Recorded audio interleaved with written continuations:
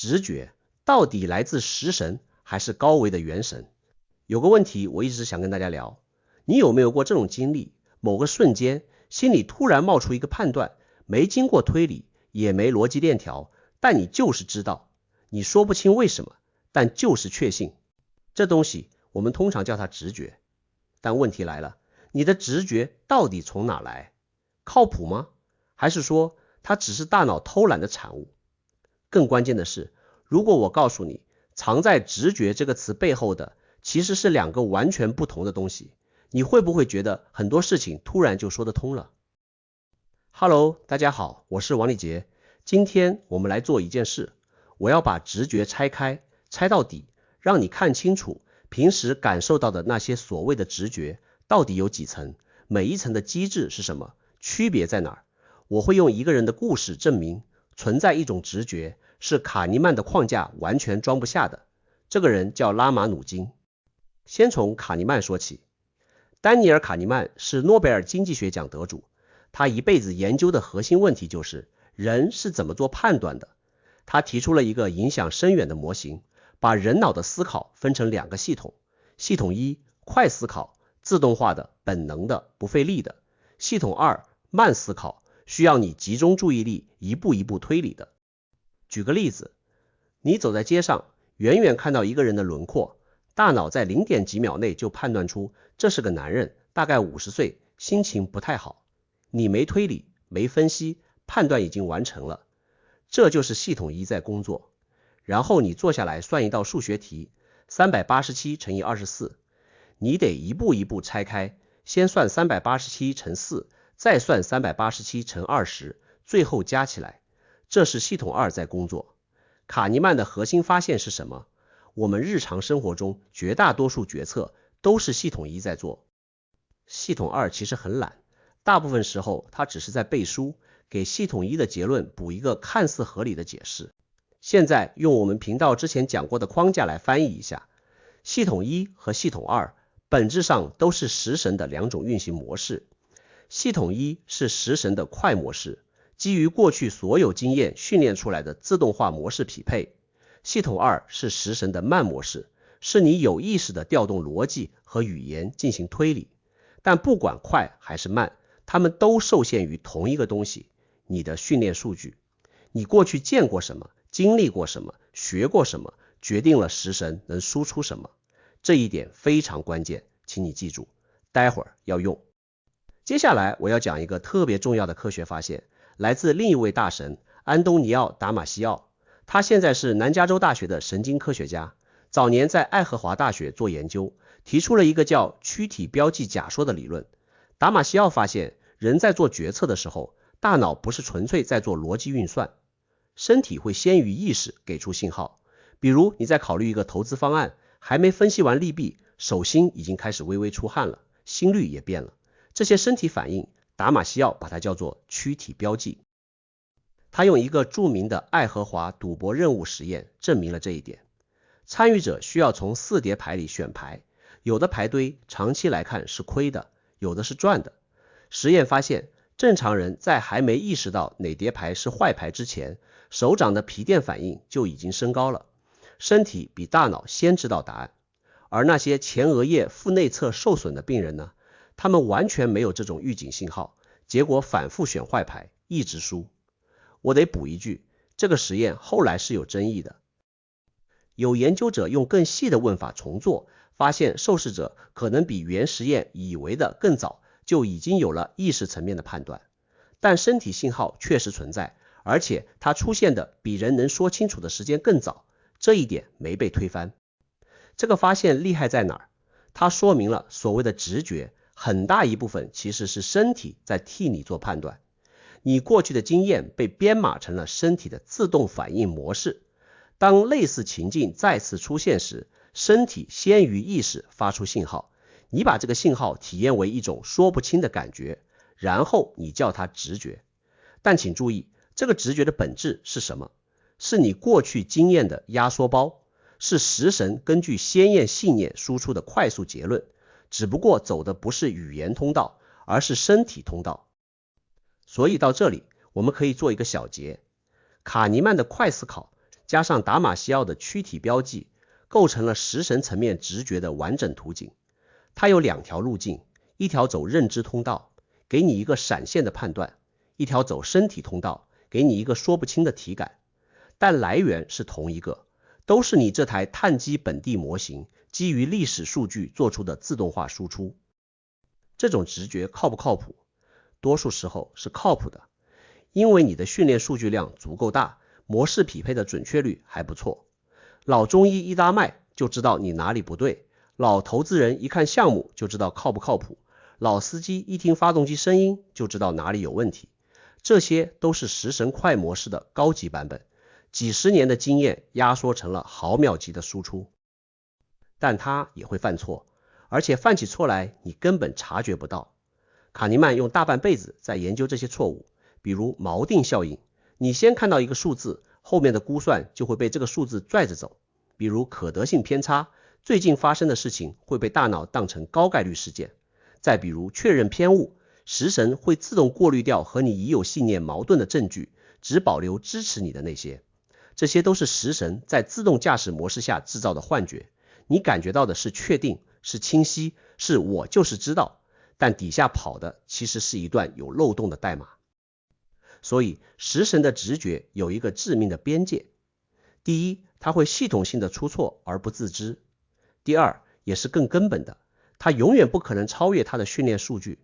你見過的、學過的、經歷過的，是它能調動的全部原材料。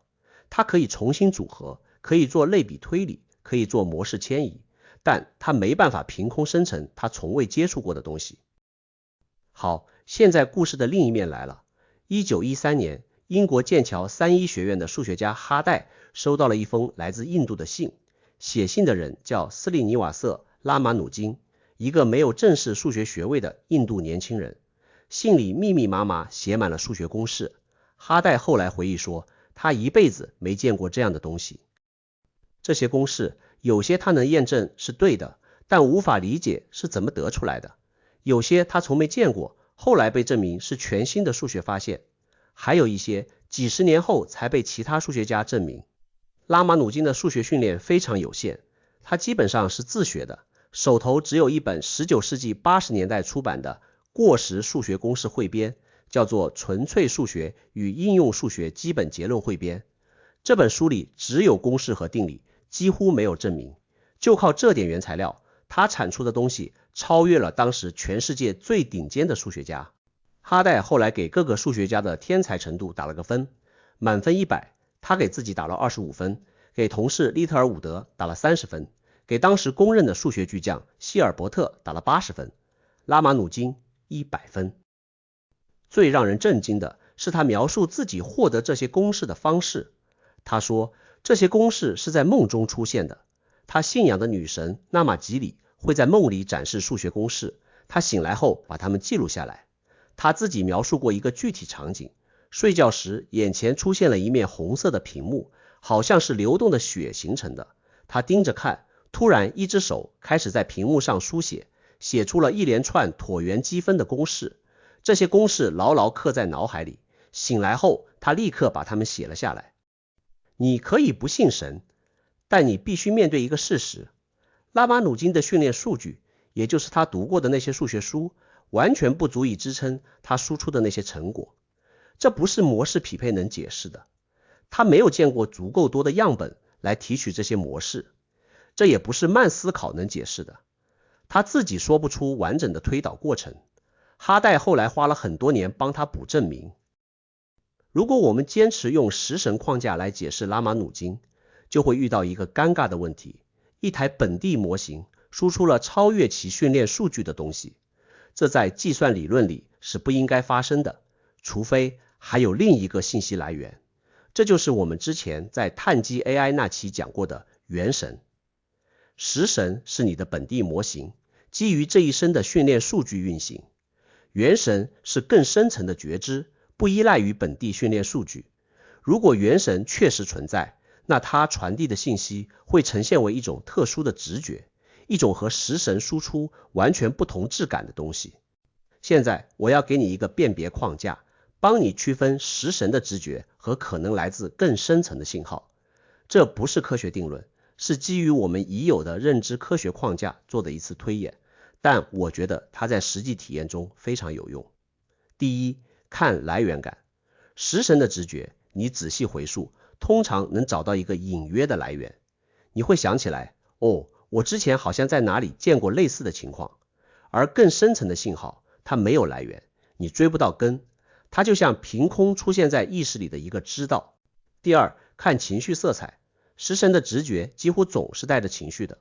達瑪西奧的軀體標記告訴我們，身體先有反應，然後你把它解讀為好的感覺或不好的感覺。而更深層的信號，最大的特徵是清明，它不激動，不焦慮，不興奮，它就是一種安靜的確定，就像你知道1+1等於2那種確定，不帶任何情緒。第三，看它是否被新數據覆蓋。食神的直覺是可以被更新的。你讀了一篇新論文，見了一個新案例，原來的直觉判斷可能就變了，因為訓練數据更新了。但更深層的信號不一樣，它不隨外部信息的增減而改變。你怎麼讀，怎麼分析，那個知道一直在那裡。第四，也是最關鍵的一條，看它是否超出了你的知識邊界。食神永遠在它的數據範圍內輸出。你是一個從沒接觸過音樂的人，你不可能憑食神的直覺寫出交響樂，但拉馬努金做到了類似的事情。他的數學直覺超出了他的数学訓練。這一類直覺如果真的發生了，那它的來源就不可能是本地模型。當然，我要聲明，這4條是一個用來自我覺察的工具，不是一個用來證明什麼的邏輯鏈條。科學目前還沒有能力直接測量所謂的元神信號，我們能做的是在體驗層面建立一套更精細的覺察系統，而這恰恰是修行在做的事情。你有沒有注意到，禪修訓練的本質就是讓你能越來越精細地分辨當下這個念頭是從哪裡來的，是從記憶裡來的，是從情緒裡來的，是從身體反應裡來的，還是從一個更安靜更深的地方來的。這4個來源在體感上是不同的。記憶引發的念頭帶有畫面感和時間感，情緒引發的念頭帶有溫度和力度，身體引發的念頭帶有方位和質感。而從更深處湧上來的東西，它的特徵是沒有上面任何一種屬性，它乾淨的像一面透明的玻璃。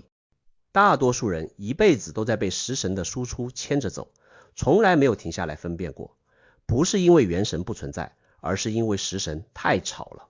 卡尼曼用幾十年的研究告訴我們，系統1的聲音有多大、多快、多霸道，他幾乎不給系統2插嘴的機會，更不要說給更深層的聲音騰出空间。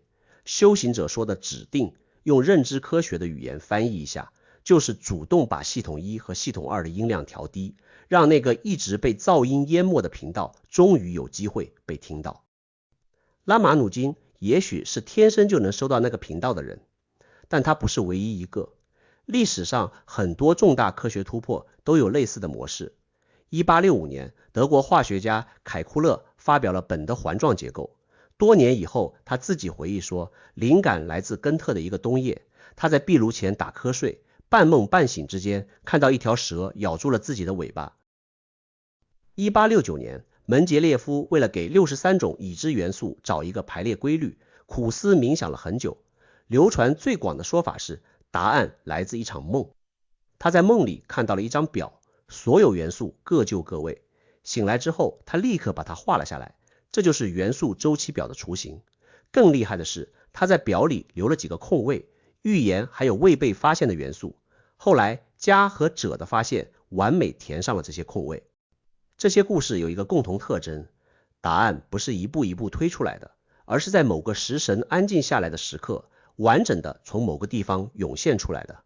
所以下次你心裡又冒出一個莫名其妙的直覺的時候，別急着聽它的，也別急着否定它，先停一秒，問自己一個問題，這個聲音是我的訓練數據在自動匹配，還是有什麼更安靜的東西在試圖告訴我什麼？僅僅是問這個問題，你就已經從自動駕駛模式裡跳出來了，你就已經不是那個被食神牽着走的人了。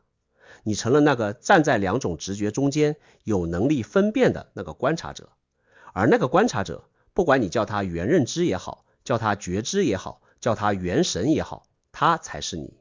說到這裡，我想起之前有觀眾在評論區問，阿賴耶識和直覺是什麼關係？這個問題問得很好。